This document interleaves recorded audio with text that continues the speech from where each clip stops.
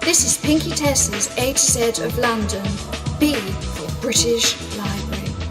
The British Library spent 36 years in gestation and creation, during which time the site builders collectively got through 198 billion cups of tea.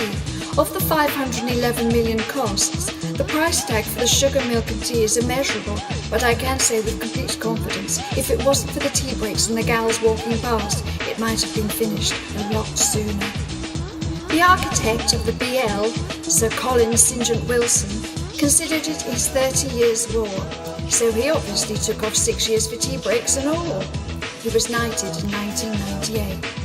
In 1998, the Queen also officially opened the building, with Prince Philip in his usual not far behind. It is forgotten now how hated the design of this building was. It was deemed as glamorous as a public lavatory by someone who obviously knew. However, it does match its neighbour, St Pancras Station, in a very jolly red brick way. The British Library stands on the Euston Road as if it's been there all the while and butter really wouldn't melt in its mouth.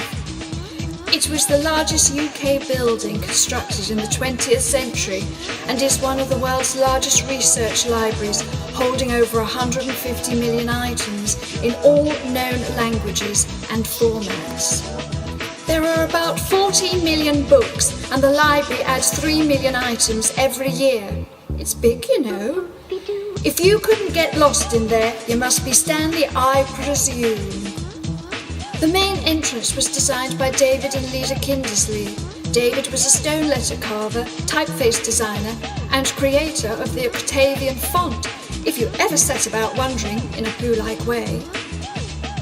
A standout item in the piazza is the Edoardo Palazzi bronze statue of Sir Isaac Newton. He isn't wearing a Roman centurion dress. He isn't sitting on the lavatory, but he is measuring the immensity of the universe with a divider. The statue was inspired by William Blake's painting The Mathematician. See?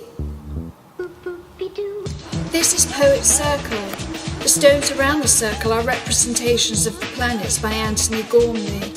Visitors to the library often sit in the round consuming their packed lunches and sunning themselves in a very skin-ruining manner. They ought to know better. I'm off. This has been my B for the British Library. Want to know more? Want to know a whole lot more? Then see the longer version. Just as good, just as much fun, and just longer. Ooh. You do need a reader's pass and a see-through plastic bag. Get both at the British Library. And that, if I'm not mistaken, is a to you too.